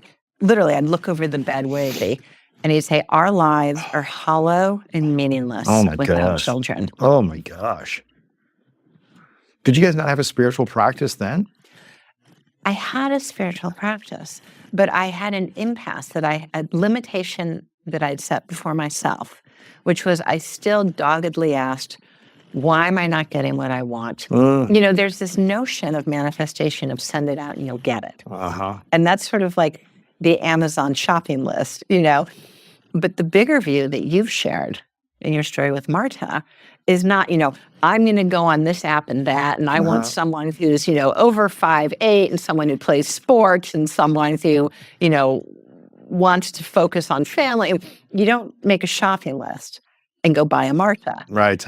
It's not done that way. It's a shift from what do I want and how am I going to get it to, wow, what is life showing me now? What has God just laid in my path? And that dialogue with life is an awakened life. That is using your awakened brain. And Marta, you knew in your deep register of spiritual awareness. That was an awakened heart that knew that, wait a minute, high pixel hit. This has meaning. This has profundity. This has sacred guidance that has yet to unfold before me. See, what do I want and how am I going to get it? I call it achieving awareness. That only is built off of yesterday's information. As a kid, I saw people, and families look this way. And as a kid, my parents always said, someday you'll be a mom, do it before you're 30. And, all that's archival yesterday's information. But the hit in the heart, the awakened heart, receives that high pixel hit that has information that's yet to unfold before us in the future. The yellow door is better than what we want because we haven't even imagined what's on our spiritual adventure. Yeah.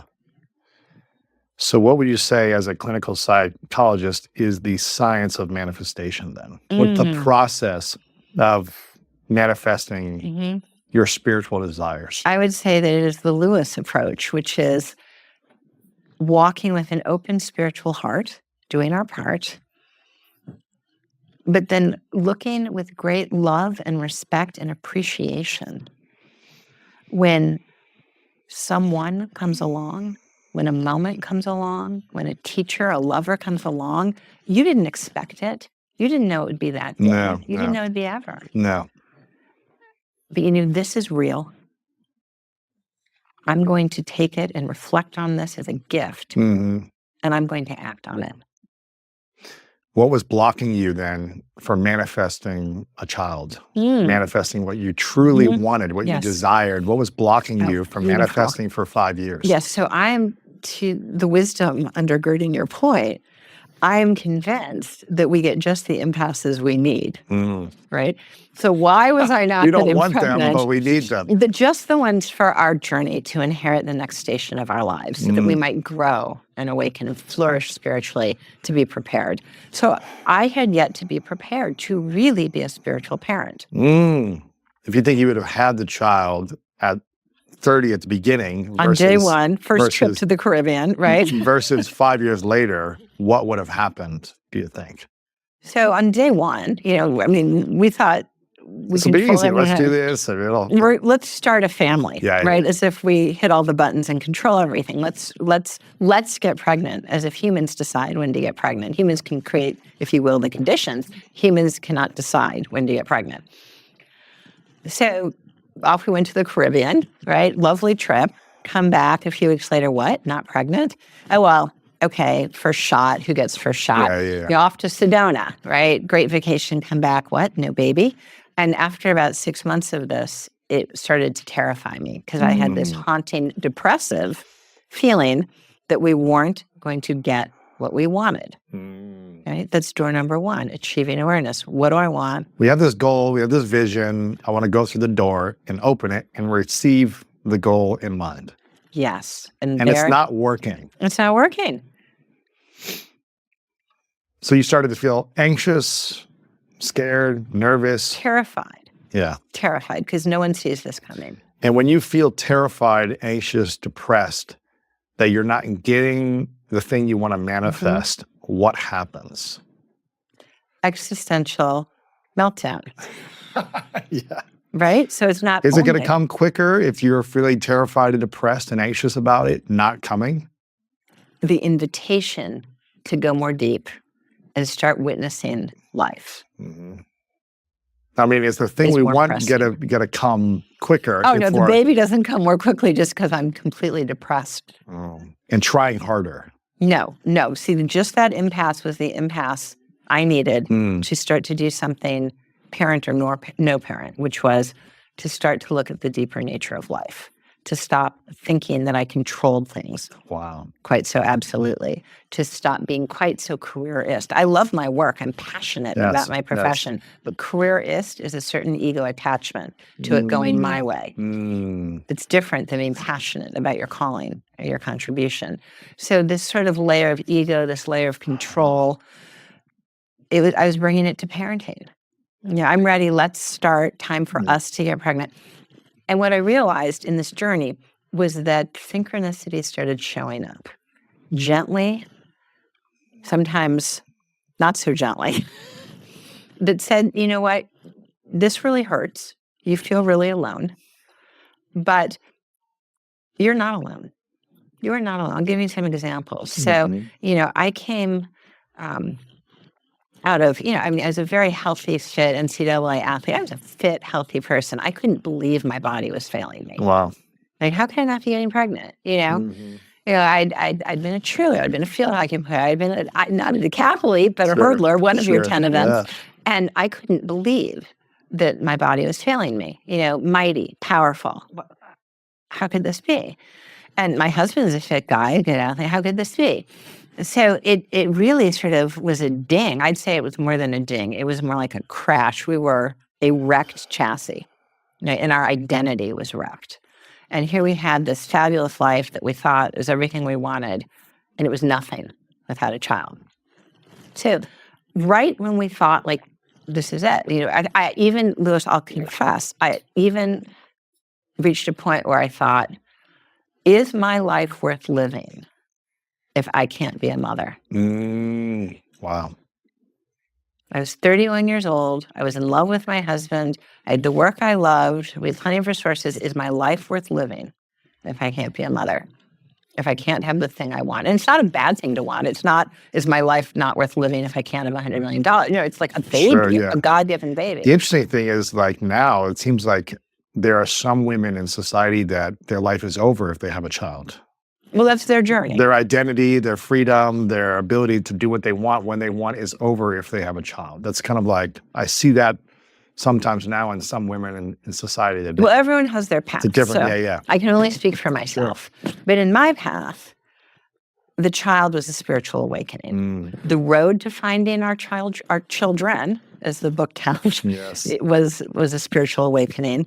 And the child himself, the child herself, is this great, like a wellspring of God's presence. Yes. I mean, you can even feel it at the other end of the house. It's magic. Yes, it is sacred presence. It's like a child, like how a child is born is unfathomable. The magic that is created from conception to building these cells into a being that comes out of a woman. It's unbelievable when you think about it. And the child comes out as pure spirit. Yes. So take your child's lead would be the one bit. I don't like to give parenting advice because it's more important to awaken the parent's own inner spiritual awareness. But that said, watch your child closely because every time that my 2-year-old made us late, we showed up at the right time. Right. And every time the right child told a story, it ended up being a harbinger of what we were about to experience an hour later. Interesting. Your child is a knower. Your child is born a knower with a direct connection to all the universe. When was the moment that you unlocked the ability to stop forcing what you wanted and get out of your own way to create the space for manifestation to happen? Yes. So, Louis, there was a gentle process. It took us 5 years where gradually I started to release the choke of my demanding ego. I gotta have it. I want it. How is it that we can't get pregnant? I'm going to research the better doctors up in Boston. Right. What's wrong with me? What's wrong with you? What's wrong with God? What's wrong with the doctor? Yeah, what's wrong with the doctor? We need a better doctor. Point. And I stopped saying, why am I not getting what I want? And I started listening to God. I started listening to the synchronicities before me. I'll give you some beautiful examples. My shaman in my life is my sweet mother.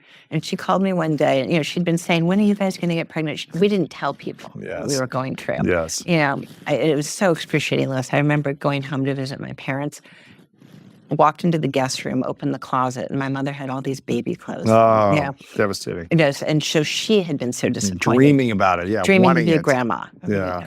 So my awakening in this road of becoming a parent was very gentle and gradual. There were a trail of synchronicities, each of them actually jaw-droppingly unlikely to have happened by chance. Yes. So my mother calls and she says, honey, I just want to tell you a story. There's this woman down the way. She couldn't be nicer. And she just adopted the cutest little boy. His name is Alan Jones from Russia. Bye, honey.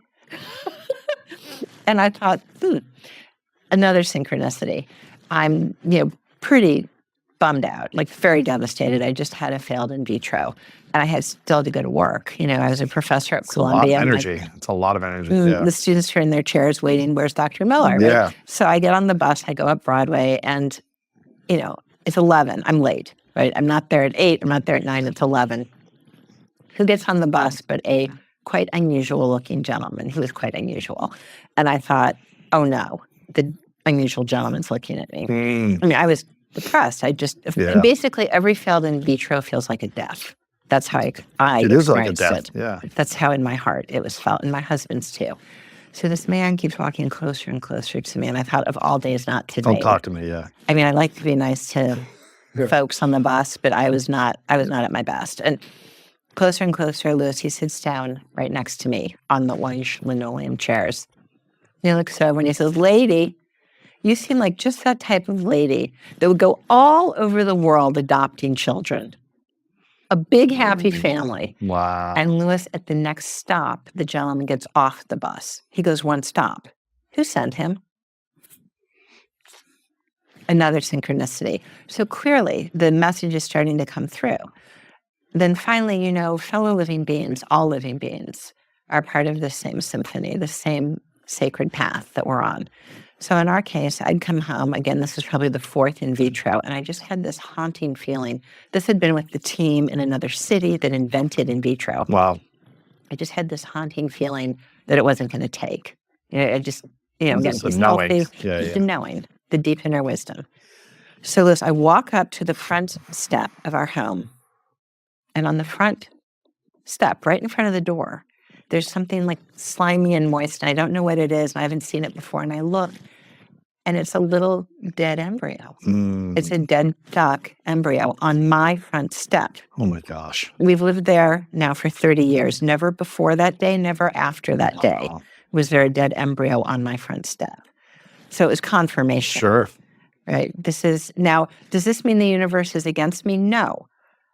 The dead duck embryo doesn't mean that the universe is against me just because I'm not getting what I want today. The dead duck embryo means that you are actually supported. You are on a buoyant path. There is meaning written into life itself. Your journey, your purpose is in you, through you, and in front of you, all around you. But it was still depressing and not what I wanted. Sure. So I hit the hay. I go to bed. It's the middle of the day. Not even in our bedroom. I can't bear to face Phil. I go to my study, and I hear on my study window, sliding door, and I look. It was the mom. It was the mama duck. Wow. Who'd come to my Oh office gosh. door, Sort of banging with the beak. and she brought me a worm. Wow. Her best gift. Okay, all living beings are connected. She was a mom who'd lost her hopeful baby. Oh man. I'm a mom who lost my hopeful baby. Oh my gosh. And we're in relationship. We are never alone. We are loved. Loved, guided oneness. Yes. Loved, guided oneness. And fellow living beings are in this with us. Wow. I'll tell you the most profoundly moving alignment. My husband and I were starting to get the picture, that maybe there's a baby out there for us. But To adopt, you mean? to adopt, yeah. Stop trying and forcing this. Forcing. Right? Yeah. But I couldn't get my sticky controlling fingers off it. Achieving awareness is A plus B plus C. How am I going to make this happen? How am I going to make this happen? So sticky fingers. You're in your analytical brain, not in your heart. Yes. Yeah. Exactly. You thought you were in your heart. I want to give love. I want to have a child. I want to start a family. But it was more like a controlling love, I guess. Yes. Versus a receptive dialogue with God's an alignment with God's path. All right. The road of life. So, final story. Yes. We're lying in bed in solidarity, Phil by my side. I've just had an in vitro. Hopeful. We had gone to another city. We'd gone to Philadelphia to meet the team who, using sea urchins in Woodsville, had come up with in vitro. And they are excellent scientists and excellent doctors. But in our path, for us, again, I had that sinking feeling. So there we are, lying in bed, and in this pretty overpriced hotel. It was only one night, so it was a splurge. Mm-hmm. The remote's broken. I'm like, why are we in an overpriced hotel and the remote's broken? The place doesn't work. My husband's hitting the remote. He's normally chair of the remote. There's one channel. And in this hotel, we had no choice on bed rest but to watch 4 hours of a documentary. And what is it? It's a story of a little boy who lives in a garbage dump in another country. And the little boy, through the translator, says, I don't care that I can't go to school. I don't care that I live in this trash heap. But it hurts so much to not be loved that I sniff glue to make the pain go away. Wow. And I thought, you know what? This little boy needed parents. We needed a child. And what has kept us from being a family is our narrow-mindedness, is the prison of our own ego. And it was the opening to what became the road to find Isaiah. Wow. That's beautiful. And a synchronicity. That's incredible. So being open and listening to synchronicities and then acting on it. Yes. Stop being resisting them, They're for you. Yeah. And if you say yes, the yellow door is so beyond imagination. Wow. It is so full of promise and splendor. It's not what you want. It is so much better. It's what you need. Yeah. Man, this is powerful. I got a couple final questions for you, Lisa, but thanks for sharing this. And I want to acknowledge you for being a gift and being a beautiful, wise inspiration for all of us and what's possible. And I do think there has been a spiritual disconnection, I think, in society. I think there are forces that try to pull us away from a connection to God. The materialism of the world that tries to have us judge, compare, tear down others and build us up over others. The competitiveness that's not a healthy competition, but a angry competition. And so I want to acknowledge you for bringing, science and research and practical advice along with spiritual wisdom together so that we can reconnect to that part of our soul and our heart that yearns and has thirst and hunger for a spiritual connection, even if we doubt it, even if we don't believe in it, even if we struggle to see the point of it all. I want to acknowledge you for being that voice and for constantly showing up for yourself, for your children, and for all of us. I'm really grateful for your time. Louis, I'm deeply touched and honored, and I want to thank you for being a clear, profound voice, body, mind, and soul, right in the middle of our culture, fearless, answering only to one source. Absolutely. I appreciate it. Thank you. 2 final questions, Lisa, but before I ask them, I want to send people to your site. Lisa Miller, PhD, I believe, is the main place where all your content and your books and all the things where people can get them. And I use Instagram, just dr.lisamiller.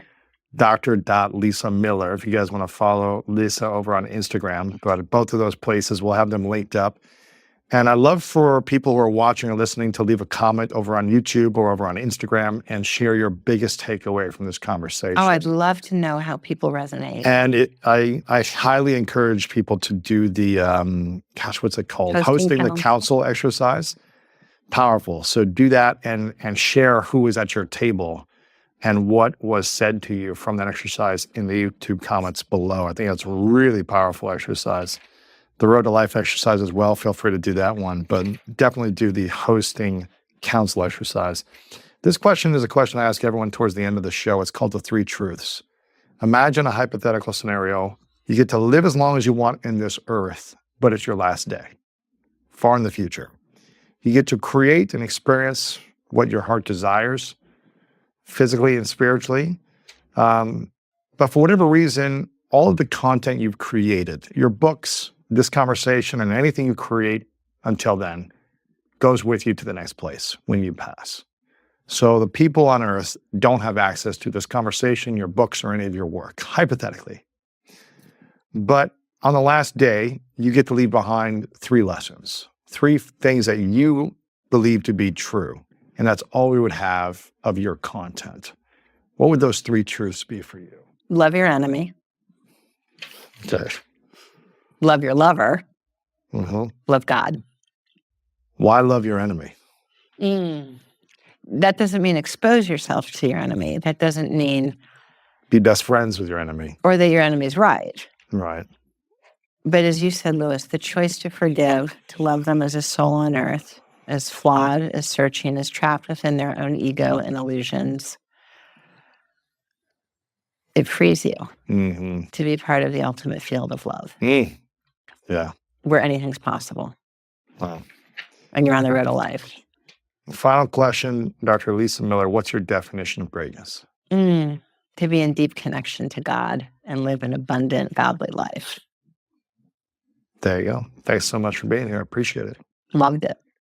Thank you so much for watching this video. I hope you got a lot of value. If you did, do me a quick favor. Click the like button right now because it's going to help us spread the message to more people when you like this video. And leave a comment of your biggest takeaway in the comments section below. I want to hear from you. I tried to reply to as many comments as possible. We want to be of value to you. So click the like button, subscribe to this channel, and leave a comment. And when you subscribe, you're going to get notified to some of the biggest guests and content that we have coming in the near future. So make sure to subscribe so you can be the first to be notified. And also, a big announcement, my new book is out. Make sure to go to the link below in description or go to makemoneyeasybook.com. If you're looking to create the financial freedom and abundance that you want in your life, go and get the copy of my book, Make Money Easy, right now. I go into nothing with the understanding that it's not nothing. I saw the data. The scientists do meditation. I asked them, why do you do meditation? They say, because it's medicine. This is medicine. Like, Yes. I do the work because I'm the grad student running the trial here.